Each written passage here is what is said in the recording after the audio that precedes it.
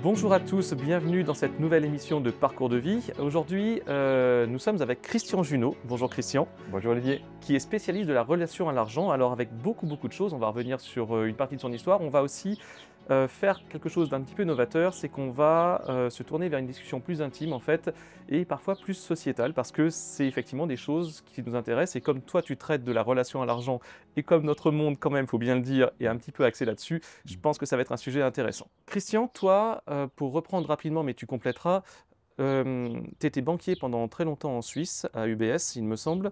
Et à un moment, donc il y a eu la crise des subprimes, il y a quelques années, en 2008-2009, il me semble. Et suite à ça, tu as été licencié et tu t'es posé la question de quoi faire, pour résumer, c'est-à-dire qu'en fait, de trouver un sens. Et comme tu avais cette grande expérience sur le monde de l'argent, parce que tu as accompagné beaucoup de gens, on va dire fortunés, mais pas que, tu t'es dit comment est-ce que je peux aider les gens par rapport à cette relation à l'argent qui effectivement est quelque chose qui n'est pas qu'une relation à l'argent, qui implique beaucoup de liens humains. Et si tu veux bien effectivement recontextualiser pour tout le monde avant qu'on attaque effectivement les sujets, je Mhm. suis pas contre. Ok, oui, avec plaisir. Donc c'est vrai que je dirais la question du sens de la vie ou du sens du temps que je mettais à disposition à la banque, en l'occurrence, me posait déjà question pendant la période de la banque, si tu veux, en me disant à quoi ça sert finalement ce que je fais. Est-ce que ça a contribué à quelque chose de positif dans le monde? Et là, c'était bien difficile pour moi d'avoir une réponse positive à ça. Ce qui fait que ça m'a permis de changer de métier en 2007 et de trouver un métier où j'étais plus centré sur l'humain à l'intérieur de la banque, où j'essayais de mettre plus d'humanité, plus de chaleur humaine à l'intérieur de la banque. Donc j'étais licencié, comme tu l'as dit, en 2009 suite à la crise subprime. Et là, j'ai décidé que j'allais faire plus que ce que j'aimais, soit accompagner les êtres humains, mais avec toutes sortes d'approches, hein. La relation à l'argent n'était pas vraiment au programme au départ. C'était vraiment la communication violente, du coaching, du management, du leadership, enfin, tous ces genres de thèmes-là qui m'intéressaient. Et la relation à l'argent est venue s'ajouter très rapidement à ça, et petit à petit est venue s'imposer comme une évidence, comme étant mon thème, ma singularité, là j'allais faire une différence. Ok. Et tu as été accompagné pour ça, enfin accompagné, tu t'es formé avec un monsieur dont tu me parlais qui s'appelle Peter Koenig, Oui. qui lui aussi avait une grande histoire dans l'immobilier et dans l'argent. Et quand tu as suivi ces formations, tout de suite tu me racontais hier qu'il y avait eu une sorte de déclic pour toi où c'était devenu vraiment hyper évident cet alignement de choix d'accompagnement, on va dire. Oui, disons que j'ai connu Peter déjà, ben, lui a fait des années de recherche sur le thème de la relation de l'argent, des années 80-90, donc il avait une expertise, je dirais. Et puis surtout, il a mis des mots sur moi, mes propres problèmes avec l'argent, mes propres peurs. Et comme j'étais son organisateur pendant après 3 ans, 3 ans et demi à peu près d'ateliers sur la relation à l'argent, si tu veux, je l'ai fait déjà pour moi très égoïstement en disant ça va me permettre de pacifier mon rapport à l'argent. Et sans le savoir et sans qu'il y ait d'intention derrière, je me suis imprégné de sa manière de faire à en faire un métier plus tard. Mais c'est vraiment un peu le fruit du entre guillemets, hasard que ce soit passé comme ça. Qu'est-ce que tu as remarqué chez les gens en général par rapport à, enfin, qui viennent te voir par rapport à cette relation à l'argent? Ben, déjà que le rapport à l'argent, si tu veux, c'était comme une porte d'entrée de découverte de soi. Et Peter avait ces mots qu'aujourd'hui je peux vraiment confirmer comme étant exact, c'est que la plupart des personnes qui viennent vers nous travailler leur relation à l'argent, ils ont déjà fait toute une partie de chemin intérieur, et c'est comme un morceau qui manque. Et ce morceau qui manque, on le fait souvent assez à la fin du parcours parce que il vient nous trouver dans des endroits encore plus profonds, encore des interstices dans lesquels on n'était pas allé, et qui viennent parler souvent de nos peurs existentielles. Et c'est pour ça que moi j'aime beaucoup ce thème-là, c'est qu'il permet de rencontrer l'être humain dans beaucoup de profondeur. Et in fine, on parle très peu d'argent, très vite ça nous renvoie de nous à nous, quoi. Et donc, à partir du moment où tu t'es formé sur la relation à l'argent, entre autres, hein, sur cet accompagnement, on va dire, humain, euh, comment aujourd'hui tu déploies ça au quotidien? Comment est-ce que tu fais pour aider les gens? Parce que c'est ça, en fait, hein, clairement. Oui, dire qu'aujourd'hui, sachant que ce thème touche tout le monde, quand je dis tout le monde a un rapport à l'argent, par contre tout le monde n'est pas prêt à aller voir ce rapport à l'argent, ce sont deux choses différentes. Moi, très vite, mon idée était de dire, bon, je fais mon job dans mon coin, je fais des ateliers à 12 personnes sur un week-end, c'est bien, mais on ne va pas changer la société très vite à cette allure-là.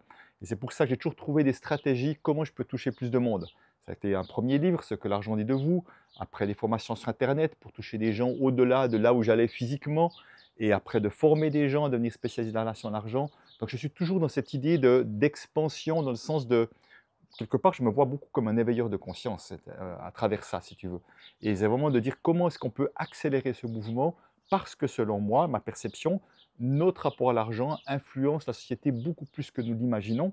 Et c'est pour ça que ça me paraît important de toucher un maximum de monde et je suis toujours en recherche de stratégies pour toucher plus de monde. Ça, c'est vraiment un peu je dirais, et peut-être aussi, c'est pour ça qu'aujourd'hui, je trouve des personnes qui sont des relais que je forme moi-même pour toucher plus de monde, parce que ça reste toujours mon impact, c'est contribuer le plus possible à ce changement de société. Je vois mes élèves, par exemple, dans leur rédaction, c'est toujours très intéressant, tu vois, de voir l'évolution sur le temps. Et je sais qu'un des trucs hyper prégnants aujourd'hui, c'est effectivement tout de suite devenir riche, voire trouver quelqu'un de riche avec qui se mettre pour être dans une zone de confort. Et je me dis que, alors peut-être parce que c'est des croyances, que en fait, c'est pas forcément le plus important. Je pense que l'argent est un outil pour faire des choses, mais que là, on sent qu'il y a une certaine cristallisation par rapport au confort, tu vois, à la sécurité. Je ne sais pas si tu as rencontré ça de manière plus importante ces derniers temps, mais en tout cas, moi, c'est ce que je vois chez les jeunes. Alors, je dirais que chez les jeunes, moi, je vois plusieurs choses différentes. Je vois effectivement ceux qui sont déjà assez obnubilés par la question de gagner beaucoup d'argent. Je vois même des jeunes à 20, 25 ans qui ont déjà comme objectif de gagner assez d'argent pour pouvoir prendre leur retraite à 35 ans ou 40 ans. Moi, ça me sidère, ce genre de choses-là, en me disant, mais attends, on n'est pas venu là pour prendre sa retraite. On est venu là pour contribuer à quelque chose de positif dans le monde. Et juste cette idée-là, mais pour moi, je pense que c'est parce qu'ils appréhendent le monde du travail d'une manière tellement négative qu'ils veulent en sortir le plus vite possible. Alors déjà, c'est sûr que le monde du travail, déjà le mot travail, tu connais Ouais, Tripalium, la l'étymologie, hein, machine de voilà. torture et compagnie, ouais, c'est Voilà. pas foufou. Et voilà, exactement. Donc moi, je parle déjà Mm. d'activité professionnelle parce que le mot travail ne me parle pas, l'énergie du mot ne me parle pas. Et puis j'ai envie plutôt de parler du mot œuvrer. Moi, c'est le mot qui me parle, c'est un des seuls mots positifs que je connais qui remplacerait le mot travail. Tu as œuvré, un bel ouvrage, je reviens au compagnonnage de l'époque. Et si tu veux, c'est vraiment de comment on peut faire de sa vie une œuvre, mais pas une œuvre de soi à soi, une œuvre au service de plus grand que nous. Et c'est pour ça que je pense qu'il y a déjà peut-être une manière d'appréhender ça qui n'est pour moi pas la meilleure. Donc c'est une partie des jeunes effectivement qui sont obnubilés par l'argent. Puis il y a une autre partie qui au contraire ont tendance à rejeter l'argent en disant moi je veux faire quelque chose qui a du sens, c'est tout ce qui est super, mais qui ont tendance à mettre l'argent de côté et ça va devenir difficile pour eux parce que l'idée pour moi c'est comment est-ce qu'on peut mettre l'argent au service de ces projets professionnels plutôt qu'un frein, un blocage ou un rejet, tu vois. Et, ou alors un but en soi. Pour moi, l'argent n'a pas à être un but en soi au départ, c'est comme une conséquence logique et presque inévitable de quelque chose qu'on peut faire avec du cœur, qu'on peut faire avec conscience, etc. C'est ce dont on discute avec eux, effectivement. Et j'ai vu que tu avais, alors il doit être là, ce livre-là. Alors, c'est pas une question de publicité ou quoi que ce soit, c'est que ce livre-là, en fait, si on parle cash, bah, tu me raconteras, il a été écrit particulièrement pour, bah, entre parenthèses, pour les jeunes.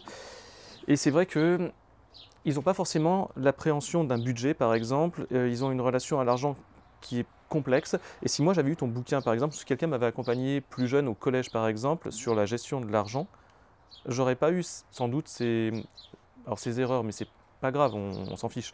Mais les errements en fait que j'ai pu avoir. Donc toi, ça s'est passé comment pour l'écriture du livre? Parce que c'est vraiment un truc qui est 100% ado, tu le dis, et ça match vraiment avec eux. Parce que ça les met face à des trucs, à des questions qui se posent, et ils ont une tentative de réponse là-dessus. Toi, tu as dû avoir des retours de toute façon. Alors oui, bon, le livre est encore assez récent, donc les retours sont encore, je dirais, pas énormes aujourd'hui.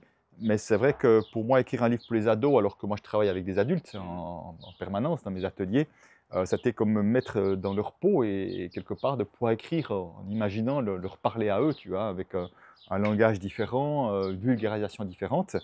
Et mais c'était important pour moi, intéressant aussi de voir ça. Mais si tu veux, je ne pense pas que c'est eux qui ont la relation la plus complexe avec l'argent. Ce sont bien les adultes parce qu'ils ont beaucoup plus d'héritage et puis peut-être d'historique derrière. Mais l'idée, c'était plutôt de dire si tout de suite, on permettait à ce qu'ils se posent quelques bonnes questions, à qu'ils prennent quelques bonnes habitudes, ça serait peut-être leur éviter des problèmes plus tard. C'est ça l'idée.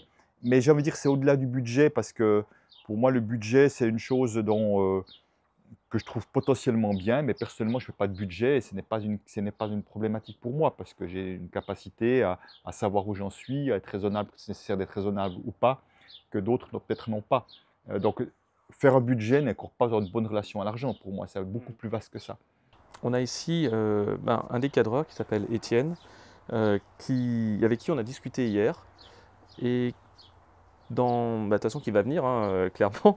Je te remercie Étienne. Et donc il y a un autre cadre, vous verrez de toute façon le setup tout à l'heure. Et c'est vrai que j'ai l'habitude souvent de travailler, même tout le temps en fait, dans l'entreprise qu'on a avec des jeunes. Je suis le vieux de la troupe, enfin, et c'est très intéressant parce que on échange et je suis toujours surpris. Bonjour Étienne. Je suis toujours surpris de cette capacité réflexive qu'ils ont pour du 20-21 ans, parce que c'est ton âge, et surtout de l'acuité en fait sur le monde. Parce que le fait d'avoir vieilli, je me dis, bon, bah, je connais 3 trucs, etc. Et en fait, à chaque fois, ils me surprennent, et surtout cette qualité, alors particulièrement pour toi ou Arnaud qui sont là, mais toi, on a beaucoup discuté hier avec Christian, et qu'est-ce que tu as pensé de tout ça en fait, parce qu'on est revenu après, c'était quand même un grand moment de cogitation, et surtout tu as découvert plein de choses, et c'est ça l'intérêt effectivement, hein. Qu'est-ce que tu en as retenu? Bah, je crois qu'il y a eu beaucoup de choses qui se sont dites, mais je crois que la chose qui m'a le plus frappé, c'est à quel point tu avais un métier social, en fait, au final. C'est que le métier de banquier, bon, c'est un métier en rapport avec l'argent, mais c'est aussi un métier extrêmement proche des gens. Et j'ai beaucoup aimé la discussion qu'on a eue, parce que du coup, ça m'a vraiment montré que, au travers de ton travail, tu avais une approche des autres et une pensée pour les autres qui était vraiment accrue par rapport à peut-être tes collègues dont tu nous as parlé, tout ça. Donc l'idée, c'était vraiment d'aller plus loin que comment dire, entre guillemets, d'enrichir sa banque. C'était vraiment de faire attention aux gens, les conseiller, comme tu disais hier, comme si c'était mes parents, quoi. Et ça, je trouve ça hyper intéressant, parce que ça réhumanise un petit peu un métier que tout le monde croit un petit peu, comment dire, moins social. Personnellement, moi, j'avais l'impression que le métier de banquier était moins social que ça. Et du coup, c'est hyper intéressant d'avoir ta vision sur comment est-ce que tu prends soin des gens, parce que finalement, c'est ça, et comment est-ce que tu les accompagnes à travers ça, et à travers cette question qui est quand même de plus en plus importante aujourd'hui, quoi. Oui, alors, bah, déjà, c'est vrai que comme je le partageais hier, je pense que je me sentais un banquier un peu à part parfois parmi ce que je voyais, surtout les dernières années, pas les premières années, mais les dernières années, si on veut, où il y avait quelque chose de beaucoup plus basé sur les chiffres. Mais, mais finalement, il y a une chose qui est pour moi essentielle et qui est toujours essentielle maintenant dans mon nouveau métier par rapport à celui de banquier, c'est quelqu'un qui t'accorde sa confiance. C'est quelque chose de tellement précieux, de tellement énorme, que c'est pour moi impensable de la trahir cette confiance, tu vois. Et je vais donner un exemple pour vraiment comprendre ça, parce que je voyais que j'avais une capacité à mettre des mots sur ce qui se passait chez moi quand je parlais à mes collègues qui me disaient «Ah ouais, c'est vrai, j'avais jamais pensé ça». Tu vois, j'avais comme un pas d'avance dans ma manière de voir les choses, mais c'était ma curiosité, ma manière de vouloir comprendre ce qui se jouait dans la relation qui était toujours très présente. Et que des fois, je revenais dans le bureau euphorique parce qu'on avait trouvé peut-être on avait signé un contrat avec les clients. J'étais tellement convaincu que c'était la bonne chose pour eux qu'on avait fait, que j'étais une sorte d'euphorie de ce win-win que j'avais trouvé. Et j'étais tout enthousiaste. Et des fois, en signant exactement le même contrat pour le même produit, je revenais avec moins d'enthousiasme, tu vois. Parce Et que ça leur a apporté moins, tu veux dire? ben, si tu veux, et c'est juste cette observation de dire qu'est-ce qui fait que tu es si enthousiaste parfois et que tu l'es moins alors qu'ils ont signé pour la même chose. Et là, je me suis rendu compte, avec le recul, en me disant, eh ben, je pense qu'une partie de moi pense que c'était bien pour eux, mais une partie de moi a succombé à ce que la banque attendait de moi, soit de réaliser des objectifs. J'étais pas aussi convaincu que c'était bien pour eux que je pouvais l'être parfois. Tu vois, donc une partie de moi s'était un petit peu déviée, était allée un peu plus sur les intérêts de la banque que l'intérêt du client, et ça se ressentait dans mon état intérieur. T'étais un peu partagé. Ah ouais, j'étais un peu partagé, si tu veux. Et ça se manifestait. Je n'aurais pas vendu du chenille, hein, parce que j'aurais pas été capable de vendre un truc qui vraiment était contre leur intérêt. Mais j'étais pas aussi clair que ça, que c'était aussi autant dans leur intérêt que je l'aurais voulu. Tu vois, et c'est juste ça. Et là, quelque part, si je suis honnête, j'avais déjà un petit peu trahi leur confiance. Oui, je vois ce que tu veux dire. Oui, parce que du coup, tu servais aussi les intérêts de la banque. Ben, si tu veux, je trouve, parce que c'est difficile quand tu reçois une pression d'un côté de devoir réaliser un certain nombre d'objectifs. En plus, on te donne des bonus derrière qui ne sont pas anodins non plus. Alors, enfin, potentiellement des bonus derrière. C'est difficile d'être toujours. Tu ne peux pas être toujours contre, si tu veux, parce que c'est trop de résistance à l'intérieur, c'est trop difficile. Et il y a des choses qu'on proposait que je trouvais excellent, j'étais excellent pour les proposer et les vendre. Et puis il y a des choses que je ne trouvais pas vraiment bon. Et là, par contre, je n'étais pas bon du tout pour les vendre. Et quelque part, on me le faisait comprendre aussi.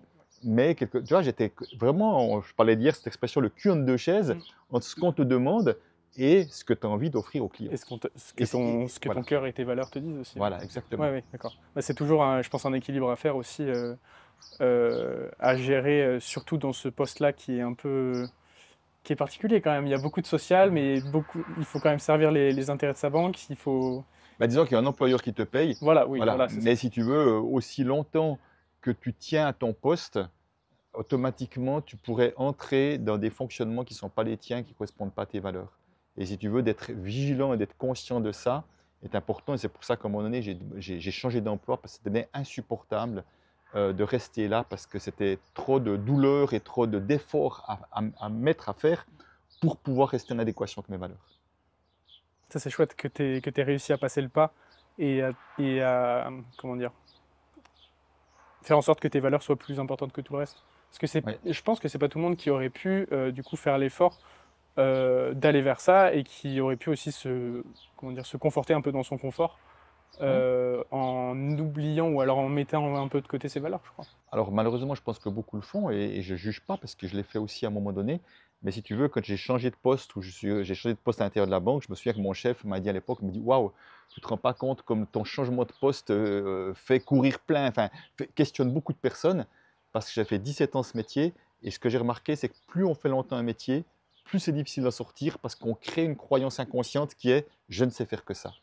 Et que d'avoir vraiment, c'était un métier complètement différent à l'intérieur de la banque, ça a questionné beaucoup de personnes parce que ça fait un effet miroir en disant waouh, il peut faire ça. Est-ce qu'au fond, j'aimerais pas aussi faire un truc comme ça? Mais c'est vrai que ça demande un peu de courage. Et pour moi, c'était une évidence que je n'avais pas le choix. Autrement, je me faisais trop mal et c'était un manque d'amour pour moi, un manque de respect de moi. Et voilà, ça devient difficile une fois que tu as conscience de ça. Oui, oui, c'est sûr. Tant que tu te caches la réalité, tu peux, d'une certaine manière, te manipuler, te faire croire quelque chose, même si ce n'est pas la réalité. Et est-ce que tu penses que tu as pu devenir un modèle ou alors encourager d'autres personnes de ton entreprise à faire de même? Oui, probablement d'une certaine manière, mais en même temps, si tu veux, je vais donner un exemple. Quand j'étais licencié, on m'a proposé, j'aurais pu redevenir conseiller en placement, mais j'avais une très bonne réputation. Bon, c'était impensable pour moi. J'ai dit non, je ne ferai plus que ce que j'ai, mais je ne ferai plus de dérogation là-dessus, tu vois. Et je me souviens de collègues qui m'ont dit, ouais, eux qui n'étaient pas licenciés, hein, d'anciens conseillers en placement, qui disent, je ferais bien comme toi, mais je ne peux pas parce que j'ai des enfants à charge. Hein. Horrible expression, on fait des enfants, on crée des charges quelque part pour nous, tu vois. Moi, j'avais 3 enfants aux études, l'époque où, a priori, c'est là qu'on a le plus d'investissement à faire pour eux. Et ce n'était plus un problème du tout à ce moment-là, parce que j'étais prêt, j'étais mûr, j'avais pacifié ma relation à l'argent pour une bonne partie qui fait que j'étais confiant, mais j'aurais dit la même chose qu'eux à une époque. Donc, tu vois, à un moment donné, tu te racontes une raison, et je me souviens, je leur disais, tes enfants, ils ont quel âge? 12 et 14 ans, donc s'ils font des études, ils ont encore pour 10, 12 ans, donc tu es en prison sans sursis pendant 12 ans, ça va être long quand même, hein. Tu vois, donc l'histoire qu'on peut se raconter, se dire je ne peux pas changer, alors qu'on pourrait se raconter une autre histoire, de se dire c'est peut-être pas simple de changer avec des enfants, effectivement, tu dois amener de l'argent, tu dois peut-être subvenir à leurs besoins, mais je peux me mettre en chemin. Mais tant que tu te racontes quelque chose qui ferme, en fait, tu viens de te créer une prison. Oui, Alors, voilà, et tu es fermé d'esprit et tu n'es Oui. pas forcément ouvert du coup à n'importe quelle autre opportunité parce que tu es fermé, quoi, comme tu dis. Oui, Bah oui, tu penses que tu n'as pas le choix. Dès que tu penses que je n'ai voilà, pas le c'est choix, ça. j'ai créé une prison. C'est ça. Alors que tu peux te dire, ok, j'ai envie d'autre chose, c'est peut-être pas facile la situation actuelle, mais je me mets en chemin pour trouver une voie du changement. Et ça redonne de l'énergie. Alors que quand on se dit je n'ai pas le choix, ça nous coupe de l'énergie, ça nous bouffe de l'énergie, et ces gens-là sont beaucoup malheureusement dans un chemin de souffrance. Donc ça veut dire que tu es toujours dans un mindset positif. Ben, si tu veux, moi j'ai tendance à avoir, avec le temps, c'était une facilité à voir le bon côté des choses. Quand j'étais licencié, je me souviens, j'ai écrit, parce que tellement de gens étaient mal à l'aise pour moi, alors que moi j'étais très à l'aise de mon licenciement. J'ai écrit une lettre que j'ai envoyée à une centaine de collègues pour expliquer ma manière de voir les choses en disant je suis très à l'aise avec ce qui m'arrive, j'ai beaucoup donné, j'ai beaucoup reçu et tout est bien. Et le nombre de personnes qui m'ont dit waouh, on ne pensait pas que c'était possible de vivre un licenciement comme ça, tu vois. Parce que, et là peut-être j'étais modélisant en disant ce qui semble être une mauvaise nouvelle peut potentiellement être une bonne nouvelle aussi. Oui, un nouveau départ. Absolument, ouais. Et c'est le plus beau cadeau que j'ai reçu de ma vie. Enfin, un des plus beaux, il y en a eu d'autres, mais un des plus beaux. Je te remercie beaucoup, Étienne. On va reprendre. Et Christian, je vais te demander de t'avancer un tout petit peu parce que comme le soleil bouge un petit peu et par rapport au cadre, parce qu'aujourd'hui, on a la chance d'être à Bex, donc en Suisse. On prononce d'ailleurs B, on ne prononce pas le X d'ailleurs. On prononce B. C'est un pays magnifique. En fait, c'est une région magnifique. Et je crois que tu m'as touché un mot, que tu as plaisir à te retrouver ici parce que ça rasséréne par rapport au monde extérieur. Et c'est vrai que hier, et puis on va y retourner, on est allé faire des plans d'illustration pour cette interview et on a vu justement toute cette majesté et ça m'a un petit peu embêté au niveau de la nature en fait, de ce que je vois en réchauffement, de ce que je vois sur la manière, je pense à nos caméras par exemple et à toute cette technique qui est issue des terres rares, enfin il y a plein de choses et je me dis qu'on avance, tu sais, comme dans une roue. Et c'est très compliqué, éthiquement en tout cas, pour moi, de me dire, par rapport à toute cette nature qu'on utilise et qu'on surutilise maintenant, est-ce que est-ce que c'est encore bon en fait de faire par exemple ces choses-là et on parle des réseaux aussi, et je me dis que oui, parce que c'est toujours intéressant de mettre en évidence des choses que j'estime intelligentes en tout cas, pour contrebalancer tout ce qu'on peut trouver aussi, on parlait des putaclics et tout ça. Mais ça demande aussi des moyens et des moyens qui sont utilisés de la nature. Et tu vois, ça me pose un problème. Je pense que ça vient te chercher. Ouais, ça vient me chercher parce que je me dis toujours avancer, avancer, avancer. Je suis embêté là-dedans. Je pense que tu comprends cette idée. Et ça demande aussi de l'investissement. Mais bon, ça, c'est un autre débat. Et tu me parlais effectivement du cadre social, enfin de l'importance sociale pour toi, effectivement, avec Étienne. Et moi, j'ai plusieurs casquettes, mais en tout cas, je suis enseignant. Et c'est vrai que je vois depuis effectivement pas mal d'années la chute en fait du système social, on va dire global en France, que ce soit au niveau de l'éducation ou du soin. Et ça m'embête beaucoup, vraiment. Et je pense que tu as dû voir quelque chose là-dessus. Je ne suis pas contre avoir effectivement un retour de ce que toi t'en penses. Parce que le côté social, même sociétal au sens large, c'est quelque chose qui impacte énormément le quotidien de tous les gens. Bien. Qu'est-ce que tu en penses de tout ce qui se passe aujourd'hui? Alors, là tu ouvres quelque chose de très vaste, Ouais, tu as ouvert beaucoup de portes, donc je ne vais pas m'engouffrer dans toutes les portes en même temps. Mais je vais essayer de répondre peut-être, je ne sais pas si je réponds à côté ou pas, mais je vais te répondre de manière d'abord un peu plus globale. Parce que déjà, je suis économiste de formation, donc moi j'ai suivi à travers mon métier conseiller en placement, je suivais l'évolution des grandes sociétés qui étaient cotées en bourse et tout, donc j'ai pu voir une dérive, et je l'ai vu la dérive, je l'ai vu parce que je travaillais dans une grosse multinationale aussi. Et cette dérive, c'est quoi? Cette dérive, c'est qu'à un moment donné, si tu veux, alors j'avais un chef qui disait toujours, dans une entreprise, on a un triangle. On a un triangle, il y a les actionnaires d'un côté, il y a les collaborateurs de l'autre et il y a les clients. Puisqu'on est toujours censé faire quelque chose pour des clients potentiels. Alors après, on ne va pas rentrer dans est-ce qu'on fait est bien ou pas, ça c'est un autre domaine. Mais ce que j'ai vu par contre, c'est que j'ai vu qu'il y a des époques où le client était roi. On était vraiment au service du client, ce qui me paraît logique. Mais il y a une époque peut-être où on était beaucoup au service des collaborateurs. Et à un moment donné, spécifiquement, quand il y a eu des belles années, spécifiquement quand c'est difficile de trouver des gens de qualité, etc. Et tout à coup, il y a un moment donné, j'ai vraiment vu la dérive, on n'était plus qu'au service des actionnaires. Et vraiment, l'accent était mis sur les actionnaires. Et les actionnaires, c'est qui? On ne sait pas. Aujourd'hui, on voit que c'est des grands fonds de placement mondiaux et tout, mais les actionnaires, potentiellement, c'est nous, à travers nos fonds de pension et tout ça. Donc, autrement dit, quand on devient au niveau des actionnaires, l'objectif, c'est plus que gagner de l'argent pour faire plaisir aux actionnaires. Parce que les actionnaires, ils peuvent décider de foutre dehors le dirigeant, de mettre de la pression, etc., pour avoir des résultats. Et pour avoir des résultats, qu'est-ce qu'on fait? On licencie du monde, en fait, etc., etc. Donc, tout ça pour dire que j'en viens à ce mouvement qu'il y a eu de mondialisation. De mondialisation, c'est qu'on ouvre toujours plus grand. Et ce phénomène de mondialisation, il est quoi? Il est d'abord au service de grandes entreprises. C'est-à-dire que de grandes entreprises qui disaient, tiens, avant, je produis à 10, je vends à 50. Maintenant, je peux aller produire à 1 ou à 2 dans certains pays et je continue de vendre à 50. C'est-à-dire qu'il n'y a plus que eux qui sont bénéficiaires et même, ils n'ont même pas dit, tiens, on va vendre à 40 ou à 35, comme ça, les clients ont aussi un avantage.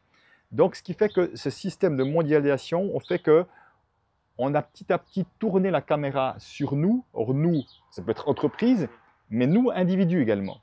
Et moi, le premier.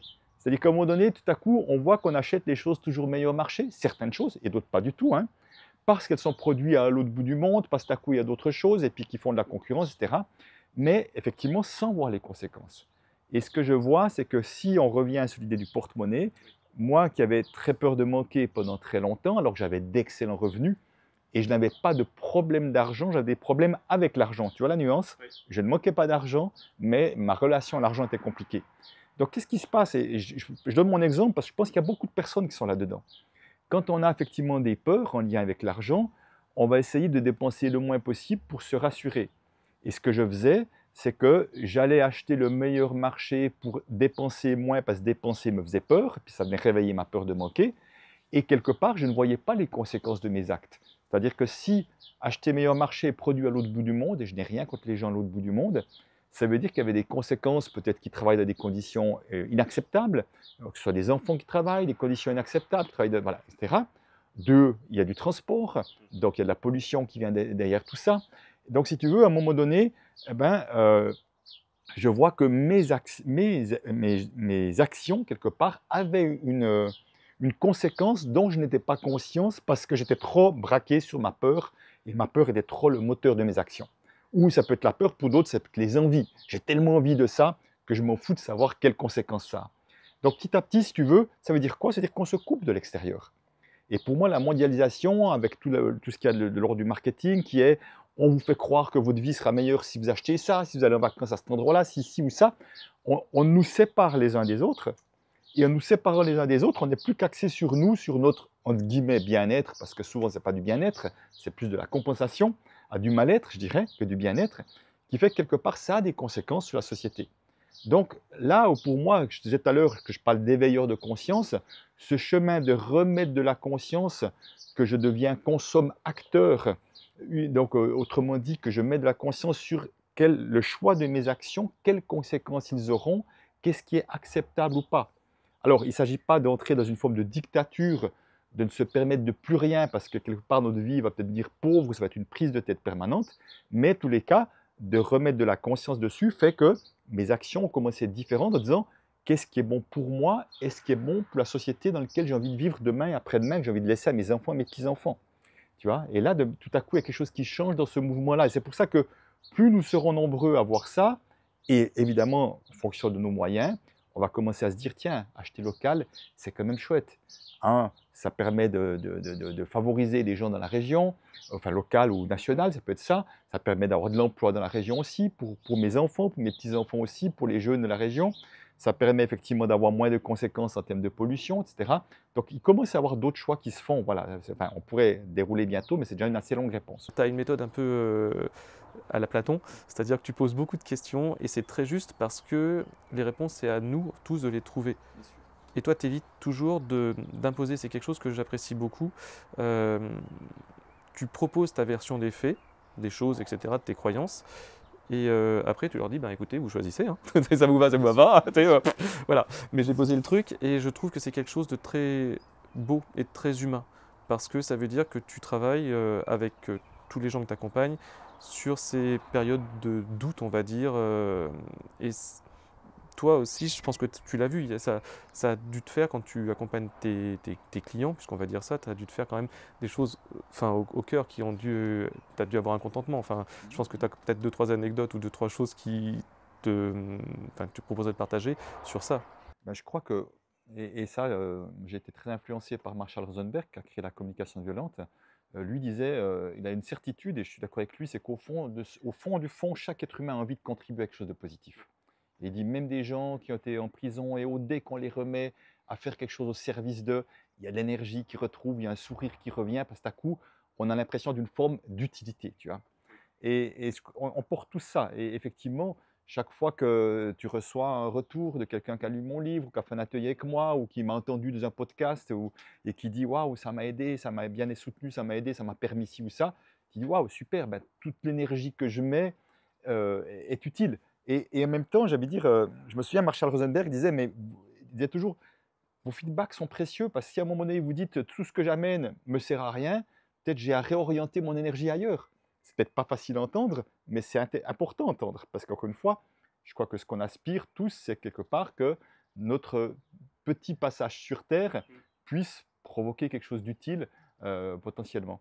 Donc, on porte tout ça en nous, simplement, aujourd'hui, ça demande, ben, tu sais mieux que moi, puisque tu es dans les systèmes scolaires, tu sais que mon épouse a travaillé longtemps là-dedans aussi, enfin, d'école et tout, que malheureusement, je trouve qu'aujourd'hui, les écoles ne sont plus adaptées aux jeunes d'aujourd'hui. Je le vois à travers mes petites filles aussi, et que quelque part, les jeunes, et on en discutait hier avec les deux jeunes qui sont là, Arnaud et Étienne aussi, on voit qu'ils ont envie de contribuer à quelque chose de positif. Comment est-ce qu'on peut soutenir chacun, chacune, à apporter sa pierre à l'édifice? Et aujourd'hui, si tu veux, plutôt que rentrer dans un moule, dans un système qui convient à de moins en moins de personnes. Et justement, moi, dans mon thème, je vois que l'argent est un trop gros frein pour beaucoup de personnes. Il y a beaucoup trop de peur en lien avec l'argent pour permettre aux gens de faire ce qu'ils ont vraiment envie de faire, ce qu'ils se sentent appelés à faire. Et c'est pour ça que je trouve que mon thème, mais c'est évidemment pas le seul, a, je dirais, un intérêt sociétal. C'est que si on se libère de ces peurs, on va arriver à contribuer à faire quelque chose qui a du sens et qui, la plupart du temps, est quand même positif pour la société. Je te remercie. On parle pas mal actuellement avec des stats de enfin, l'accessite, on va dire, à l'argent, beaucoup plus par l'héritage aujourd'hui que par le travail, tu sais, cette valeur travail.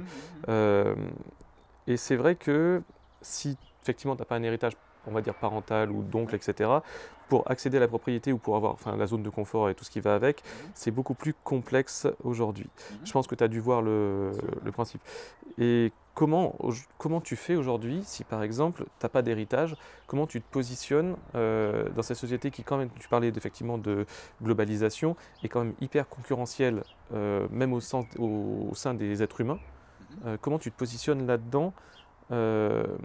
On en parlait en voiture aussi en disant par rapport à j'ai une voiture et puis la grosse voiture, enfin mettre à distance, tu vois, peut-être cette comparaison. Ouais, mais tu vois, c'est intéressant quand tu parles du mot concurrence. Moi, j'ai eu presque un électrochoc, j'avais 21 ans, et j'ai un entraîneur de foot, je fais du foot, et qui est passionné de tennis, et qui m'amène un livre qui s'appelle Psychologie et tennis. On parle de 1981, donc on parle d'une histoire vieille quand même, hein, et qui était un livre absolument révolutionnaire à l'époque. Moi, je faisais aussi beaucoup de tennis de table, de compétition, du foot. Enfin, j'adorais le foot, enfin, le sport et la compétition en général. Et ce gars, il a mis quelque chose de révolutionnaire qui dit votre adversaire n'est pas un concurrent, c'est quelqu'un avec qui vous allez coopérer. Parce qu'il va vous rendre meilleur. Et que ça a complètement révolutionné dans ma tête l'idée de compétition en disant non, je ne suis pas là pour gagner, je suis là pour donner le meilleur de moi à chaque instant et de faire en sorte qu'il y ait zéro regret à la fin. Et l'autre va me rendre la vie difficile, donc va me permettre de progresser, et moi je vais lui rendre la vie la plus difficile possible pour lui permettre de progresser. Tu vois ce qui se passe? Et je me souviens que tout à coup, j'avais fait beaucoup de tennis de table, compétition à relativement bon niveau, et tout à coup gagner n'était plus l'objectif. L'objectif était de donner le meilleur de moi, et j'avais plus de déception quand je perdais, parce que je n'aurais pas pu faire mieux que ça, tu vois. Et tout à coup, je me dis, mais waouh, quand on s'entraide l'un et l'autre à devenir meilleur, c'est différent. Et ça peut potentiellement être vu la même chose dans l'entrepreneuriat, en disant, si je vois les autres comme des concurrents, tout de suite, ça génère de la peur. Ils vont me bouffer des parts de marché, ils vont faire ci ou ça, alors que potentiellement, je peux aussi apprendre d'eux comme ils peuvent apprendre de moi. On peut potentiellement même, pourquoi pas, faire des arrangements ensemble, disant peut-être qu'ensemble on serait plus fort, tu vois. Si on changeait déjà juste de regard là-dessus, mais c'est sûr que ce monde, et je parlais de mondialisation, ce monde est axé sur une sorte de concurrence. On doit se bouffer des parts du marché, on doit avoir une croissance permanente, mais ça nous mène où? Est-ce que notre société aujourd'hui est en train d'aller de mieux en mieux? Est-ce que le bien-être est en train d'augmenter? Non, absolument pas. Eh oui. Donc on voit qu'on doit remettre en question ce système-là et que ce n'est pas une option, j'ai envie de dire. Non, c'est vital et c'est urgent. Ouais, vraiment. Toi, tu m'as parlé aussi de quelque chose qui m'intéresse beaucoup et dont j'ai pas voulu parler avec toi hier pour découvrir. C'était l'essai que tu envisages, l'essai que tu écris en ce moment, qui a un lien justement avec la société. Est-ce que, alors maintenant je t'en demanderai effectivement d'en dire plus et après on va effectivement y revenir parce que j'ai quand même 2-3 petites questions. Bien sûr. Alors bon, l'essai, donc c'est un projet d'écriture. Alors j'ai toute une série d'idées, de choses, voilà, sur le papier. J'ai ma vision, mais il n'est encore pas écrit, hein. Mais simplement l'idée pour moi, c'est que c'est devenu comme une évidence que notre relation à l'argent, j'ai touché un mot tout à l'heure, influence la société de par nos comportements. Et je parle autant de la mienne que de la tienne, mais que je parle de milliardaires, que je parle des dirigeants d'entreprise. et peut-être que la leur influence encore un peu plus peut-être, mais in fine, on a tous notre part à faire. Hein. C'est pas, je ne suis pas dans l'idée de il y a des bons et des méchants, il y a l'idée de on est tous potentiellement influenceurs de quelque chose et acteurs de quelque chose.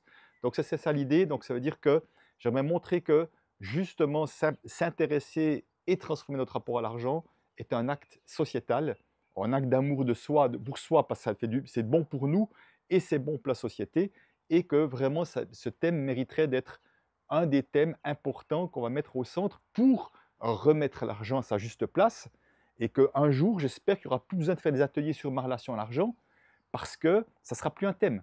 Aujourd'hui, parce que l'argent est juste une invention, comme d'autres inventions. Tout à l'heure, tu as bu un café, j'ai jamais vu d'atelier qui s'appelle ma relation à ma machine à café. Peut-être au café, ça pourrait, mais pas à ma machine à café, parce qu'on sait pourquoi est utile une machine à café, on ne se pose pas de questions. Mais on a tellement dévié sur les histoires d'argent qu'on ne voit plus l'argent pour ce à quoi il sert, qu'on a perdu l'histoire. Donc, ça, c'est pour ça qu'à un moment donné, je pense vraiment que moi, en tout cas, je vois de là où je suis l'impact que ça a au niveau sociétal. Je l'ai déjà touché un mot tout à l'heure à travers nos actions et tout. Et il ne s'agit pas de se juger, hein. Il s'agit de s'observer et encore une fois, de faire des choix plus conscients. Mais j'aimerais comme juste revenir sur quelque chose que tu as dit avant tout à l'heure, parce qu'il me paraît important. Tu as parlé d'héritage, de comment l'argent arrive à nous et tout. Et j'ai envie de dire, on parle d'héritage parfois sous forme d'argent, mais pour moi, c'est extrêmement restrictif. C'est-à-dire, qu'est-ce qu'on reçoit réellement? Moi, j'ai vu tellement de clients hériter d'argent et du jour au lendemain devenir stressés parce qu'ils avaient hérité d'argent qui venait de 1, 2, 3 générations avant. Ils venaient stressés parce qu'ils avaient tout à coup une responsabilité qui était vue comme une lourdeur de devoir faire des bons choix pour gérer cet argent, pour à leur tour le transmettre à la génération d'après. C'était un poids, un boulet qu'ils avaient touché. Donc déjà, j'aimerais juste qu'on puisse voir et remettre en question que peut-être que hériter n'est pas toujours autant un cadeau que ça, suivant la manière dont on l'appréhende. Mais ce que j'ai vu également, c'est que des gens héritaient d'argent et me dire, mais au fond, j'ai manqué d'essentiel. J'ai manqué de présence de mes parents, j'ai pas eu l'impression d'avoir reçu d'amour, j'ai pas eu leurs encouragements, je reçois du matériel, mais je n'ai pas reçu l'essentiel. Et tu vois, je prends un exemple avec Anne-Chantal, mon épouse, que vous avez vu hier. On a toujours été très clair que nos enfants ont dit, vous hériterez quelque chose ou pas d'argent, on n'en sait rien et ce n'est pas une question. On s'en fiche royalement. Par contre, de notre vivant, on a envie de vous amener l'essentiel. Ben déjà, tout l'amour qu'on est capable de vous apporter. On a envie de vous encourager dans vos projets, etc. D'être là à disposition et peut-être bien aussi vous soutenir financièrement si c'est nécessaire à un moment donné à un autre et qu'on peut le faire. Mais simplement, l'essentiel, vous le recevrez dans notre vivant. S'il reste quelque chose, tant mieux pour vous, mais ce n'est pas une question pour nous.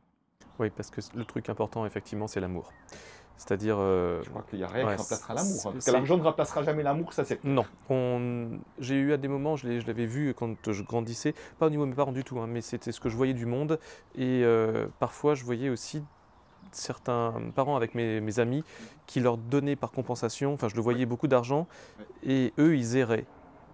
Et je les voyais, et je voyais beaucoup de... Enfin, je sais pas, je vais mal le formuler peut-être, mais de choses neutres, très froides en fait. Et ça me faisait de la peine, et ça m'en fait toujours parce que pour grandir, je pense, et on a toujours besoin d'avoir, d'être aimé, hein, de toute façon, hein, on va pas tourner autour du pot. Et c'est vrai que, vous avez des petites larmes là, et c'est vrai que c'est hyper important. Et surtout aujourd'hui, c'est beaucoup plus criant en fait parce qu'on a toutes ces fractures. Et en plus, je trouve, mais ça c'est pareil, c'est ma conception et on l'apprend avec tout le recul qu'on peut, enfin je s'en fout, c'est mon choix. Mais je vois l'IA qu'on utilise dans différentes structures, etc. Je l'utilise aussi au collège avec mes élèves. Mais on a tendance aussi à se dire, ça remplace un comportement humain, parce que la mimétisme nous copie, elle est intégrée, enfin, tous les algorithmes sont copiés sur nos fonctionnements imparfaits, et ils tâchent de trouver quelque chose d'humain. Je vois pas mal je passe mon temps aussi sur les réseaux à regarder ce qui se passe, et de bots, en fait, de robots ou d'intelligence qui communiquent avec des gens et qui sont seuls et qui leur donnent l'impression d'avoir une vraie communication créative humaine, alors que ça reste que de la copie et qu'en fait, cette intelligence artificielle n'a pas de sentiment. Et quand je vois ça et que je vois que l'être humain, par exemple, communique avec cette intelligence artificielle et il se dit ça y est, je suis compris et tout ça, mais ça me fait une immense peine parce qu'on n'a pas été suffisant. Enfin, on a loupé quelque chose. Si ils sont obligés de remplacer nos relations humaines par des machines, ça veut dire que oui, il y a quelque chose à recréer, il y a quelque chose qu'on a loupé. Ok. Ça me pose beaucoup de questions sur. Il ne faudrait pas que les gens se trompent. Et quand je dis les gens, c'est moche parce que c'est une globalité, mais il ne faudrait pas se tromper en se disant que l'IA est ce remplaçant des défaillances qu'on peut avoir en tant qu'être humain. Alors, si tu veux, j'ai envie de revenir un petit peu en arrière sur le début de ton questionnement. On a d'abord parlé d'argent, de manque, voilà, et après je vais rebondir là-dessus. C'est-à-dire qu'en fond, ce que j'ai vu effectivement, c'est que parfois avec de l'argent, dans des familles ou à travers des héritages ou même dans des familles du vivant, on est en train de vouloir compenser à travers l'argent ce qu'on ne donne pas autrement. Ça, je l'ai vu plein de fois. Et au fond, tu vois, je vois des personnes qui se sentent coupables de ne pas pouvoir être plus présents pour leurs enfants parce que peut-être qu'ils s'engagent professionnellement ou pour différentes raisons et qui vont faire des gros cadeaux, des gros trucs comme une forme de compensation à leur absence. Et que ça vient de leur culpabilité, donc ça vient déjà pas du bon endroit, pour moi au départ. Plutôt que, je pense qu'aux enfants, ce serait beaucoup plus utile de leur partager avec toute authenticité et vulnérabilité mes déchirements intérieurs, à quel point j'aimerais être plus là, puis en même temps je suis pris là-dedans, et peut-être pourquoi je suis pris là-dedans. Enfin, ça serait beaucoup plus, on remettrait de l'humanité, de la compréhension, plutôt que de ne pas vouloir juste dire ce qui se passe et puis offrir des super jeux, des machins, des trucs qui sont du pis-aller, c'est de la compensation qui n'en est pas. Parce qu'au fond, peut-être l'enfant aura tous les meilleurs jeux possibles, mais il sera encore seul dans sa chambre à jouer avec des trucs artificiels. Et quelque part, tu sais toi-même, ça ne va pas l'aider à grandir, à se construire, en tout cas de la meilleure des manières. Donc ça, c'est la première chose. Deuxième chose, c'est que on peut, euh, on peut aussi transmettre de l'argent avec amour. On peut associer les deux. J'aimerais bien vraiment entendre ça. Et c'est intéressant qu'on parle de ça maintenant parce que pas plus tard que le lundi de Pâques, tous nos enfants étaient ici et tout. Et on a la chance avec Anne-Chantal d'avoir une certaine aisance financière et on leur a donné de l'argent à tous les trois parce qu'un vit quelque chose de particulier avec un déménagement et tout. Et on a envie en même temps de dire on se donne à lui, mais on donne aux autres le même montant. Et on les a réunis les trois dans une pièce. On leur a dit voilà, on a choisi de donner de l'argent. Et jamais que vous sachiez que à travers cet argent, c'est bien plus que de l'argent, c'est notre amour qu'on vous transmet aussi à travers cet argent-là. C'est une manière de transmettre l'amour, mais il y a beaucoup d'autres manières de transmettre l'amour. Mais on choisit, là c'est moi qui suis ému que je dis ça, euh, parce que voilà, cet amour, il est très présent et il se manifeste à travers l'argent juste aujourd'hui et il se manifeste de tellement d'autres manières différentes à d'autres moments, si tu veux. Et voilà, simplement pour dire que tu vois, c'est aussi des choix qu'on peut faire et qu'à travers l'argent, on peut aussi transmettre autre chose que juste de la compensation ou du mal-être, etc. Voilà, peut-être juste par rapport à ça, j'avais envie de partager ça, me paraissait important. Par rapport à l'IA, si tu veux, mais on peut revenir sur plein de choses en arrière. C'est-à-dire que là, je vois mon véhicule là-bas, notre voiture, et regarde la relation que nous entretenons en voiture. Certains entretiennent une relation de voiture affective. Je veux dire, pourquoi pas? Mais à un moment donné, la voiture est un outil, est une invention, et qu'est-ce qu'on y met dedans? Est-ce que j'y mets le symbole de ma valeur? Est-ce que j'y mets d'autres choses? Est-ce que je peux me perdre à travers ma relation à ma voiture aussi?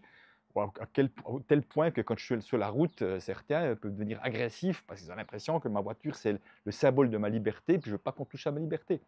Après, il y a eu le téléphone, il y a les téléphones portés, non, il y a eu le téléviseur déjà. Le téléviseur, moi je suis de la génération qui ont connu pas de télévision à avoir une télévision dans les foyers.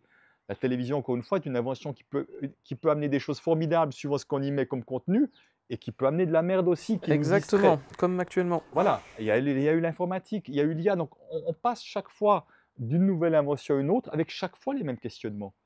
Au service de quoi c'est? Qu'est-ce qui peut être amené potentiellement de positif? Et quelles sont toutes les dérives qui peuvent être amenées? C'est pas différent, et c'est pas différent avec l'IA, parce que dans l'IA, on y met une intention. Comment est-ce qu'on nourrit l'IA? Qu'est-ce qu'on choisit de mettre dans l'IA? Qu'est-ce qu'on choisit? Je prends l'exemple de l'histoire. Quelle histoire on met? Est-ce qu'on met toute l'histoire selon la vision de nous, Suisses, Américains ou Chinois ou Russes? C'est pas la même chose qu'on va mettre dedans qui va nourrir, qui va nous sortir quelque chose derrière. Donc juste derrière l'intention qui est posée, et on voit qu'il y a plein d'IA différentes et qu'il n'y a pas forcément les mêmes intentions des uns des autres. C'est pour ça que c'est important de savoir si on va choisir une IA, laquelle on va choisir et qui est derrière et quelle intention on y met De la même manière que si je choisis une chaîne télévisée, les intentions ne sont pas les mêmes non plus. Il y a des grandes chaînes qui sont gérées par des milliardaires qui n'ont pas les mêmes intentions que d'autres chaînes qui sont peut-être là pour amener plus de culture ou autre chose. Donc, pour moi, c'est la même chose et c'est toujours, encore une fois, un chemin de conscience, de connaître les limites de chaque nouvelle technologie et de ne pas se perdre dedans. C'est pas facile, hein? C'est pas facile, surtout aujourd'hui où tu en es abreuvé et quand tu parles de globalisation, tu as l'impression que tu as toujours ce même modus vivendi qui nous dit, tu sais, la restriction qui nous dit il y a cette manière de penser qui est la manière globale dans laquelle il faut rentrer. Et on le voit surtout, alors, surtout, c'est pas forcément surtout, mais je le vois parce que moi j'ai les adolescents, et c'est vrai qu'ils veulent absolument pas sortir du moule qu'on leur propose, de cette normalisation qui me fait penser aussi au monde antique sur la Pax Romana, c'est-à-dire le moment où l'Empire romain s'est étendu, en essayant d'uniformiser tout ce système, mais encore qui c'est un peu différent. Là, c'est vrai que tu vas dans n'importe quel pays, presque, tu retrouves les mêmes enseignes. Et c'est pratique parce que c'est pratique, tu sais où tu es, effectivement, tu n'as pas ce côté perdu. Il n'empêche que euh, on peut partir sur l'appropriation culturelle, mais ce ne sera pas ça. Je me dis que les différences intrinsèques, locales, elles sont extrêmement importantes et il faudrait vraiment les choyer, les maintenir par rapport justement à toute cette globalisation, parce que c'est nous-mêmes, enfin c'est nos racines, c'est notre âme qui est importante là-dedans, sans nier la globalisation, parce qu'on s'en sert tous les jours. Mais maintenir ce foyer de différence, moi je suis très attaché à cette idée de la différence qui peut parfois être revendiquée, mais l'idée de dire on est unique, et en plus, de par notre différence, on peut avoir subi effectivement des chocs ou du harcèlement, j'en parlais avec vous qui êtes derrière la caméra hier, ce qui fait aussi notre unicité et notre fragilité, ce qui est beau, mais en même temps, euh, il c'est complexe. Il faudrait qu'on arrive à ne pas oublier qui on est en s'insérant justement dans une communauté. Ce que tu dis par la contribution. Je trouve ça extrêmement important et c'est quelque chose qui est difficile pour moi par mon caractère, de rentrer dans la communauté. Pourtant, je pense que c'est quelque chose essentiel. Tu sais, être faire communauté, ouais. Et je me force à ça parce que j'aurais tendance à plutôt être solitaire, ou etc. Et je m'impose des règles de communauté et je leur explique que si j'y arrive, logiquement, eux aussi y arrivent. Et que c'est ça qui va nous permettre d'avancer. Oui, mais si tu veux, dans ce que tu partages, il me semble, c'est que la difficulté que beaucoup ont à en faire communauté, c'est que pendant trop longtemps, ils n'ont pas été accueillis avec leurs différences. Et tu vois que chacun a ses singularités et il ne s'agit pas d'en faire une fierté d'être différent, c'est pas ça la question. C'est juste que je sens qu'il y a des choses sur lesquelles je me sens en accord ou pas. Et le fait, et encore une fois, il ne s'agit pas de rejeter l'école parce qu'il y a tellement de gens qui font tellement de choses extraordinaires et qui font du mieux qu'ils peuvent dans le système qui est actuel. Donc, il ne s'agit pas de ça, hein.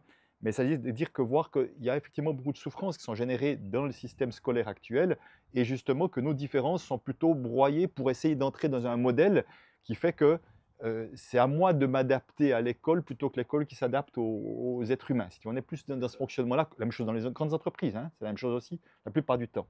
Donc aujourd'hui, faire communauté, c'est voir que les différences sont un enrichissement plutôt qu'une peur. Parce que tant qu'on voit la peur chez l'autre, et c'est humain hein, d'avoir affaire à des gens d'autres cultures et tout, on ne sait pas trop. Et toi, tu donnais l'exemple des enseignes, c'est intéressant de voir que retrouver des mêmes enseignes un peu partout, il y a plein de gens qui vont se précipiter dans ces enseignes-là juste parce que c'est rassurant. Tu vois, on retrouve le même truc, même si ce qu'on va y manger est de la merde, mais on retrouve le même truc.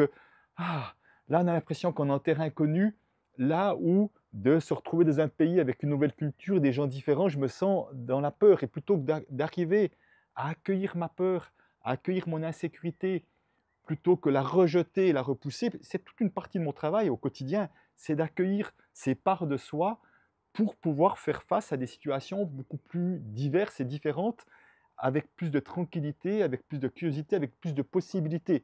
Alors que tant que je rejette ces parts de moi, je vais effectivement rester dans du, entre guillemets, confort, du connu plutôt que du confort, j'aime pas le mot confort, du connu si tu veux, Et je vais m'empêcher d'être dans la vie, je vais m'empêcher d'être dans la rencontre de l'autre. Et je parle autant de moi que des autres, hein, quand je dis ça, parce que j'ai aussi moi-même mes propres freins à cet endroit-là. Mais si tu veux, mais simplement de voir que si on arrive à voir l'autre comme une richesse, et je veux dire même au niveau, tiens, moi je suis très apolitique aujourd'hui, mais en même temps on voit qu'il y a plein de partis différents. Si on arrivait à mieux comprendre, tiens, pourquoi celui-ci a envie de voter là et voter dans ce côté-là, arrive à se comprendre mieux, plutôt que se voir comme des ennemis potentiels, on commencerait déjà à faire la paix à cet endroit-là. Clairement. Et quand tu parlais de enfin, différence et d'accepter la différence, je me suis rendu compte, mais ça, je remercie les filles qui m'ont accompagné là-dedans, du rôle qu'on avait, nous, en tant qu'hommes. Et moi encore, je suis sur cette génération, enfin, traverse, tu sais, à mi-chemin entre les deux, sur ce qu'ils appellent aujourd'hui le patriarcat. Et effectivement, c'est très vrai, hein, c'est tout ce qu'on a eu pendant des siècles de mainmise, en fait, masculine, et dont je me suis rendu compte, au fait, avec le temps. Et je me dis qu'effectivement aussi, une égalité, c'est-à-dire une reconnaissance de l'autre et une vraie égalité homme-femme, avec toutes les différences dont on parlait entre le fonctionnement masculin et le fonctionnement féminin, ça serait un bon départ déjà pour pacifier la société. Ouais, j'ai envie de rebondir là-dessus pour deux raisons. La première, c'est que moi-même, j'ai fait un chemin. J'ai connu en 2006 un mouvement qui s'appelle les Nouveaux Guerriers, MKP, je ne sais pas si ça dit quelque chose, qui était voilà, comme un peu des week-ends initiatiques pour les hommes, parce qu'en fait, ils se rendaient compte que les hommes n'avaient plus de modèle. Et en fait, je pense que pour les hommes, la grande difficulté, c'est que pour une partie d'entre nous, on sait que l'ancien modèle n'a plus sa place, mais on n'a pas d'exemple de nouveau modèle, tu vois. On est un peu perdu en se disant, je veux plus ça, mais je veux quoi finalement? Et c'est quoi être homme aujourd'hui? Et voilà, en 2006, c'était encore assez nouveau, ces mouvements-là qui venaient je crois, d'Amérique du Nord, de mémoire. Et puis aujourd'hui, ça a pris un peu plus d'ampleur. Et c'est très bien, c'est comment je peux me reconnecter à ma puissance, dans le sens de puissance d'action d'homme, tout en en accueillant ma sensibilité. Si tu veux. C'est vraiment cette idée-là de pouvoir mettre les deux ensemble, là où on a l'impression qu'elles n'avaient pas leur place ensemble, de mettre du et, tu vois. Et j'ai trouvé que c'était un chemin compliqué parce que moi-même, j'ai vraiment vu à quel point c'était compliqué de prendre ma place d'homme parce que j'étais pas conscient de ça, mais quand j'ai pris conscience de ça, dans mon esprit, être homme, c'est forcément être violent, manipulateur, abuseur ou je sais pas quoi. J'avais une perception négative, donc j'avais de la peine à prendre cette place-là, si tu veux, pleinement et avec tranquillité. Donc c'était un chemin qui n'est évidemment pas terminé. Mais simplement, tu vois, quand tu parles de vraie égalité entre hommes et femmes, j'ai envie de dire, moi j'avais déjà envie de dire, oublions vraie égalité parce que déjà, qu'est-ce que ça veut dire? Oui, je comprends Déjà, ce que tu d'une veux part, dire, ce que veut mais dire. c'est l'idée d'avoir Mais une reconnaissance. voilà, et simplement, apprenons plutôt à accueillir aussi nos différences, à voir nos différences et à voir encore une fois comme elles nous enrichissent, ce que les femmes ont nous apporté de tellement riche, que nous pouvons l'apporter de tellement riche, plutôt que d'avoir tellement de peur. Et ce qui est compliqué aujourd'hui, c'est quoi? C'est que ceux qui prennent les décisions, ce sont des hommes. Comment est-ce qu'on peut attendre que des hommes prennent des décisions pour amener plus de rencontres quand ces hommes-là, je pense, c'est une perception, hein, ce n'est pas la réalité, ma perception, c'est que ces hommes-là ont de la difficulté avec leur part féminine, ont de la difficulté avec leur part de sensibilité, d'intériorité, et que certainement qu'ils portent en eux la plupart de les femmes ont une puissance féminine qui sont dangereuses. Je pense vraiment que beaucoup d'hommes portent ça en eux sans en être conscients, et à partir de là freinent beaucoup l'idée de à ce qu'on puisse se rencontrer et continuer de maintenir une différence. Comment est-ce qu'on... Enfin, j'ai bien quelques idées, toi aussi. Comment est-ce qu'on peut aider à ce changement de paradigme? En montrant l'exemple déjà. En montrant, mais oui, mais je crois que c'est toujours par inspiration qu'à un moment donné, que je vois, en tout cas, que moi, quand je peux partager ma vulnérabilité et tout, que déjà les femmes, beaucoup de femmes disent, waouh, ça donne confiance de voir des hommes qui sont capables de faire ça. On aimerait en voir plus ou pas. Alors, il ne s'agit pas encore une fois d'être meilleur ou moins bon. C'est juste ce chemin que j'ai fait. Ça peut inspirer d'autres à faire et puis se dire, bah, tiens, finalement, ce mec-là, il peut montrer ses larmes et tout. Et c'est pas une lavette pour autant, quoi. C'est comme quelqu'un d'intéressant et qui est droit dans ses bottes pour autant, tu vois. C'est juste de changer petit à petit le trait, mais c'est justement et d'arriver à se rencontrer aussi, de pouvoir avoir des discussions authentiques, de pouvoir partager nos peurs. Pour les femmes, la peur des hommes, etc., ou à travers les exemples qu'ils ont eus dans leur famille, nous pouvoir faire la même chose. Et plus on va être nombreux à le faire, moins on va voir le côté qui nous sépare, on va plus voir le côté qui nous rapproche. Oui, je vois des mouvements effectivement qui ont tendance à réconcilier. Ça me fait plaisir hein, parce que à un moment j'ai été j'étais assez triste en me disant, mince, on va vers ce mur, effectivement, peut-être de la guerre, j'en sais rien, etc. Mais je pense que les choses ne sont pas figées.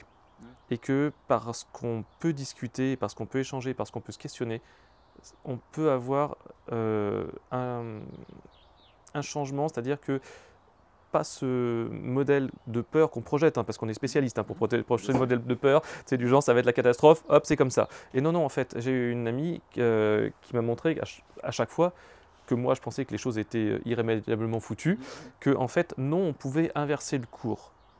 Et à chaque fois, tu vois, ça m'a posé question en me disant dans quel état d'esprit je suis pour projeter toujours quelque chose de négatif en me disant c'est comme ça va être la merde. Et je me suis dit, c'est que, peut-être naturellement je le fais, mais je pense qu'il y a tout un système antécédent de la société, ou enfin de mes parents entre autres, ou grands-parents, ou enfin, global quoi, qui nous dit ça va mal se passer, etc. Les peurs projetées, tu vois. Et en fait, non, mais ça demande des efforts. Moi, il y a une part en moi qui est, j'essaie de trouver le bon mot, euh, enfin, il y a une part en moi qui est, voilà, je trouve, qui est profondément désespérée devant ce que je vois. Je sais, moi aussi. Il y a une part, et si tu veux, et c'est une part de moi, hein, je vois, il y a des guerres, il y a des enfants qui meurent de faim tous les jours et tout, et quelque part, on aurait tout pour que ça s'arrête, et ça ne se fait pas. Donc, cette part, elle existe, et parfois, quand je laisse la place, ah ben, elle prend de la place, et c'est Elle prend de la douloureux. place, hein. Mais en même temps, c'est important, si tu veux, d'être vigilant que c'est seulement une part de moi, c'est pas tout moi. Parce qu'il y a une autre part de moi qui est profondément positive, qui est enfin, très positive, qui croit vraiment qu'on est en train de changer les choses, la société est en train de basculer. Et si tu veux, je peux reconnaître que cette part existe et je peux aussi reconnaître que l'autre existe. Simplement, j'ai pas envie de laisser trop de part à la partie profondément désespérée. Je sais qu'elle existe, parfois elle se manifeste et je le laisse se manifester, mais je ne laisse pas prendre toute la place trop de temps parce que j'ai envie de mettre l'énergie à partir de la part de moi qui est très optimiste et qui croit et qui a envie de faire sa part de colibri pour amener ce changement à la société. Et ça participe aussi du fait d'encourager les gens, c'est-à-dire de proposer des choses valorisantes. Et ce qu'on tâche de faire, alors on parle de l'éducation, qui est une base pour moi quand même, l'éducation c'est le truc fondamental de l'accompagnement, où c'est une des premières choses, parce que nous en plus on les voit plus souvent quasiment que leurs parents, donc leur mettre en tête qu'ils valent quelque chose et qu'il y a des choses bonnes, qui font des choses bien, c'est une des responsabilités que nous aujourd'hui, en tant qu'enseignants, mais ça marche aussi pour transmetteurs, parce que l'enseignement, c'est pas un truc réducteur, tu vois, à transmettre dans une école. C'est très très vaste. Et qu'on a tous ce truc où il faut prendre du temps pour les gens, reconnaître leur capacité, leur qualité. Et dès que tu as dû le voir 15 000 fois, quand tu dis un mot gentil à une personne, sans fake, hein, vraiment, tout de suite, ça illumine, ça change sa vie pour la journée. À prendre une échelle beaucoup plus globale, sans passer pour des neuneux du genre oui, non, un vrai truc global où on pense du bien, où on dit du bien, mais ça change une société. Mais on se heurte aussi à des forces qui ne veulent pas changer la société. Oui, mais si tu veux, ce que je vois aussi, c'est que très souvent, quand on dit un mot positif, gentil, moi, ce que je vois surtout, c'est la difficulté à recevoir. Ah, ça, je suis d'accord avec toi. Je vois tellement de personnes qui ont de la difficulté à recevoir, comme s'ils ne pouvaient pas accueillir quelque chose. Je vais te partager une anecdote, j'en ai fait une infolettre dernièrement. J'ai un ami, une fois on travaille dans un cadre d'un mastermind, et qui me dit Christian, tu es extraordinaire. Et tu sais, je l'entends, mais je vois que je ne fais comme s'il n'avait rien dit. Et lui s'en est rendu compte. Et il me dit peu de temps après, il dit Christian, je te connais depuis des années, je te trouve extraordinaire. Et vraiment, là, j'ai pris le temps, je te remercie de me le dire, et je vois toute la difficulté que j'ai à accueillir cela, parce que tout de suite, je me raconte une histoire, mais qu'est-ce que j'ai pu faire comme si je d'abord fait plein de trucs pour qu'il puisse mériter, enfin, d'accueillir, que lui puisse penser ça de moi. Tu vois? C'est comme s'il fallait faire quelque chose d'extraordinaire pour qu'il me voie comme extraordinaire. Mais c'est déjà juste un raccourci qui n'est pas la réalité. Est-ce que je peux trouver quelqu'un d'extraordinaire juste pour qui il est, sans qu'il doive faire quelque chose pour le prouver? Et si je partage ça, c'est juste pour montrer que je suis sûr qu'il y a plein de gens en m'écoutant qui vont se dire « Est-ce que j'arriverai à accueillir qu'on puisse dire ça de moi ?» Et je vois que pour beaucoup de personnes, c'est compliqué. Donc juste le fait d'accueillir, et même des mots, j'allais dire, qui sont peut-être un peu moins, entre guillemets, intenses que celui-ci, de juste pouvoir les accueillir, très souvent, je vois que la réponse c'est non. Donc déjà, il y a juste ça. Et tout à l'heure, tu as utilisé une expression dans laquelle je vois que je suis un peu en réaction, que tu as dit « il faut le remettre en tête ». Je pense pas que ça Je suis d'accord, c'est pas une bonne formulation que la mienne, parce que le il faut déjà est tout pourri. Déjà, et le remettre en tête, Ouais, je c'est pense ça, pas que c'est à cet ouais. endroit-là que ça Je se suis passe. d'accord avec toi. C'est quand on touche au niveau du cœur. Parce que c'est pas effectivement avec mon cerveau que je dois y croire, c'est que, et c'est plutôt, c'est comment je peux leur montrer que ce sont des personnes importantes pour moi, que j'apprécie qui ils sont, et que je vais le montrer par des actions. Je crois que c'est toujours plus par des actions que plus, enfin, les paroles sont des actions. Mais si tu veux, comment on peut toucher à un certain niveau. Et c'est vrai que des fois, quand je partage quelque chose de positif à quelqu'un, et que je vois que la personne me dit: «Ah non, c'est rien. Ah non, c'est normal». Et je dis souvent: «Mais est-ce que tu peux entendre que pour moi, ce n'est pas rien ou ce n'est pas normal? Autrement, je ne serais pas en train de te le dire là maintenant. Ouais. Pour moi, ça a de la valeur et j'aimerais que tu puisses entendre que pour moi, ça a de la valeur, même si tu n'arrives pas à le voir, mais au moins entends que pour moi, ça a de la valeur». C'est pour ça que je te le dis. Je pense que j'ai utilisé l'expression il faut mettre en tête parce que je suis face aussi à beaucoup de réactions où les personnes auxquelles je le dis ne veulent pas entendre. Et que je trouve ça injuste par rapport à leurs valeurs. Et c'était pour ça, mais je pense que l'expression est trop violente, clairement. Oui, mais c'est parce que pour moi, ça Ouais. parle plus d'une souffrance C'est chez ça, toi ouais. qu'autre chose. Ouais. Tu vois. Ça parle quelque chose, t'aspirais tellement à ce que C'est ça puisse ça. être entendu, et pour l'instant, ça ne l'est pas. Tu sais, dans mes ateliers, je parle beaucoup aux personnes d'accueillir, de s'autoriser à être un cadeau de la vie. Tu te rends pas compte à quel point c'est douloureux, à quel point les gens s'effondrent en larmes. Là, je suis aussi ému quand je dis ça. À quel point il y a de la difficulté à pouvoir s'accueillir, que si je suis venu au monde, c'est que je suis un cadeau de la vie aussi, parmi d'autres choses. C'est tellement difficile, c'est tellement inconcevable pour beaucoup de personnes. Si on s'accueillait tous les uns les autres comme un cadeau de la vie, qu'est-ce que ça changerait nos sociétés? Ce serait tellement beau. Plutôt que se voir comme un problème, un ci ou un ça, quoi. Je trouve ça très beau. Je trouve que ce parcours de vie qui est un échange, en fait, hein, clairement, c'est très instructif, c'est très beau. Effectivement, t'es un philosophe, hein, clairement. Et je te remercie beaucoup. D'autres me l'ont dit, j'ai de la peine à l'accueillir, mais Ouais. d'autres me l'ont dit, c'est vrai. Dans ton recul, parce que moi je suis brutal, il y a des trucs où je manque de finesse là-dessus. Et toi, c'est ce que j'en trouve pareil. Mais c'est ce que je perçois de toi, c'est cette tempérance en fait, cette sagesse, et surtout cette capacité que tu as à poser des questions, et qui sont des questions qui touchent tout le monde de manière tellement fine et tellement importante. Et tout de suite, ça y est, hop, on est parti dans une grande réflexion. Et je suis très très heureux qu'on ait pu tourner ici, donc chez toi. C'est une preuve de confiance entre autres. Et pareil, moi aussi, je me suis dit, pourquoi est-ce qu'il accepte comme ça alors que qui on est en fait. Mais en fait, on est quelqu'un parce que justement, tu viens de l'expliquer. Et je te remercie énormément. J'espère que auprès de tout le monde, cet échange qui est intéressant, ça vous aura plu. Nous, on va aller vaquer à nos occupations. Je vous remercie beaucoup, vous, cadreurs, qui êtes derrière. Et effectivement, les jeunes, parce que vous êtes la relève, parce que les trémolos dans la voix, c'est simplement parce qu'il fait du vent, mais c'est parce que vous m'accompagnez depuis des années, parce que vous comprenez les choses, parce que vous essayez aussi, vous, de changer et de transmettre à votre niveau, justement, cette contribution dont on parle pour faire société. Et la vidéo est un biais pour ça. Je vous remercie. Je te remercie, Christian. Merci. Et toi, j'aimerais juste finir en disant, je parlais tout à l'heure de cette partie en moi qui existe, qui est profondément désespérée. Et justement, de voir des jeunes comme Adrien. Non, Et non. non, Étienne et Arnaud. Arnaud, voilà. Désolé Arnaud. De voir des jeunes comme Étienne et Arnaud qui sont là, qui étaient tellement intéressés par la conversation d'hier. Vous êtes pour moi mes signaux d'espoir. Et j'ai besoin d'avoir des signaux d'espoir au quotidien pour nourrir cette partie qui croit et qui est positive. Donc merci à tous les deux de faire partie de ces signaux d'espoir. C'est tellement précieux. Moi, j'ai envie de dire aussi merci à toi parce que c'est le genre de... C'est pour ça que j'adore les parcours de vie aussi, c'est qu'on est amené à rencontrer des gens qui sont très chouettes et il faut aussi savoir, comme tu dis, l'accueillir parce que, comme je disais hier, on est aussi jeune, donc il y a beaucoup de choses que je pense qu'on n'arrive pas encore à comprendre, à concevoir, mais je pense que c'est des choses qu'on garde dans un coin de notre tête et qui sont hyper précieux quoi, pour nous. Donc c'est des conversations qui sont toujours hyper précieuses et intéressantes à avoir, quoi. Il faut être curieux. Merci, je suis ravi. Merci.